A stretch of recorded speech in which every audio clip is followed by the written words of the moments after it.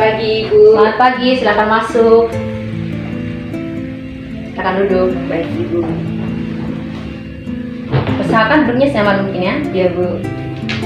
Apakah duduknya sudah nyaman? Sudah Ibu. Baiklah. Apa kabarnya hari ini?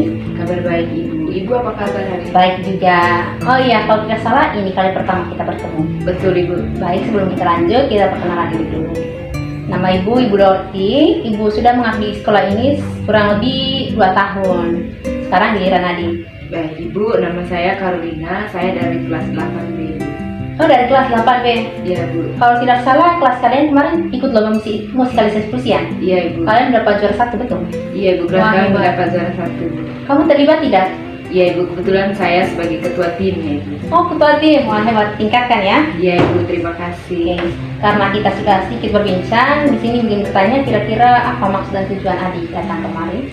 Jadi begini Bu, saya datang menemui Ibu saat ini karena belakangan ini saya malas sekali untuk berkomunikasi dengan orang rumah Bu, yang membuat saya tidak betah untuk tinggal di rumah. Baik, dari permasalahan Adik itu, Adik belakangan ini malah berkomunikasi dengan keluarga begitu. Jadi Adik itu lebih sering keluar rumah atau menyendiri di dalam kamar seperti itu. Oke. Baik, sebelum kita lanjut ke permasalahan Adik, Ibu akan menjelaskan apa itu konseling individual ya yang kita lakukan hari ini. Jadi konseling individual itu adalah kegiatan atau bantuan yang diberikan dari seorang konselor kepada peserta didik atau konseli, di mana tujuannya itu untuk membantu peserta didik mengentaskan masalah pribadinya, di mana kegiatan ini dilakukan secara tatap muka. Itu, dan di sini Ibu meminta Adik supaya Adik menceritakan segala permasalahan Adik secara terbuka dan jangan ragu begitu, karena Ibu jamin rahasia Adik akan dijaga seperti itu ya. Apakah bisa dipahami? Bisa Ibu. Dan ya, untuk batasan waktunya kita mulai dari sekarang jam 10.50 sampai jam 10.00 sampai jam 10.50. Apakah bisa? Bisa Ibu. Baiklah, silakan Adik lanjut menceritakan permasalahan Adik. Jadi begini Bu, belakangan ini saya malas sekali berkomunikasi dengan keluarga saya Bu. Saya lebih nyaman keluar rumah dan nongkrong bersama teman-teman saya. Kalaupun di rumah, saya lebih banyak tinggal di kamar, bermain HP dan nonton drakor Ibu. Nah, iya. Kira-kira apa yang membuat Adik malas berbicara dengan keluarga? Saya malas saja Ibu, tiap kali kumpul pasti dinasihati terus Ibu. Saya bosan dengannya Bu. Sejak saya remaja, saya menjadi sulit berkomunikasi dengan keluarga saya.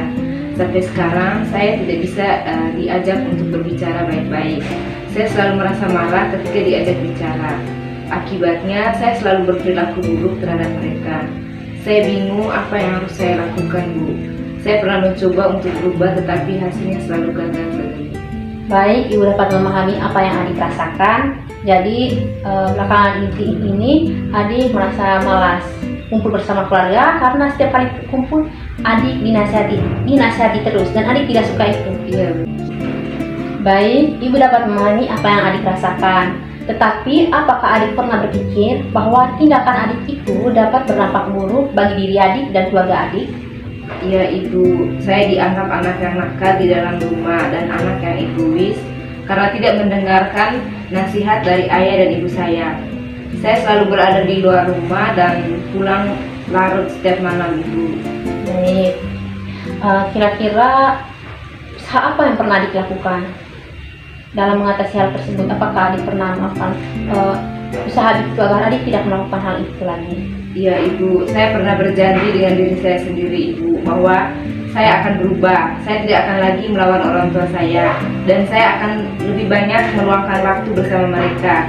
Tetapi setelah saya mencobanya ternyata tidak bisa Bu. Saya tidak bisa mengontrol emosi saya. Sekarang saya bingung Ibu dengan tindakan dan sikap saya. Kira-kira apa yang saya lakukan sekarang Ibu? Baik, Ibu mengerti. Tapi coba dipikirkan kembali. Adik bilang tadi Adik ingin menjauh dari rumah. Tapi coba dipikirkan kembali, apakah itu solusi yang terbaik buat Adik? Apakah dengan keluar rumah Adik dapat berubah? Jadi keluar rumah itu bukan hal yang mudah begitu, apalagi menjauh dari orang tua seperti itu. Jadi Ibu harap Adik berpikir baik-baik dulu, berpikir dengan akal sehat. Adik harus memikirkan juga akibatnya apa jika Adik keluar dari rumah seperti itu. Lalu saya harus bagaimana Ibu? Nah, saran Ibu dari permasalahan adik ini, yang pertama sebaiknya adik minta maaf dulu pada orang tua. Gitu, mengaku begini bahwa adik itu telah bersalah begitu. Adik selama ini malas berkomunikasi dengan keluarga, menjauh dari rumah, bahkan tidak mau mendengarkan nasihat orang tua begitu. Dengarkan nasihat orang tua baik-baik, ceritakan apa yang menjadi permasalahanmu dengan mereka begitu, apa yang menjadi penghambat dirimu sehingga kamu itu tidak mau berkumpul dengan mereka seperti itu. Lalu jika ada masalah itu ceritakan dengan bahasa yang jelas dengan mereka, jangan cerita sambil emosi begitu, kontrol emosimu seperti itu.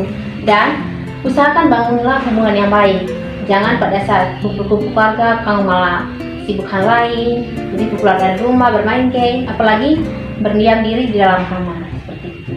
Ibu harap kamu datang bisa merubah sikap kamu ke hal yang positif seperti itu ya. Yang terutama itu tadi, yang kamu harus minta maaf dulu pada orang tua kamu, mengakui kesalahan kamu, ceritakan apa yang menjadi masalah kamu, dan ceritakan dengan bahasa yang sopan dan baik. Apakah bisa?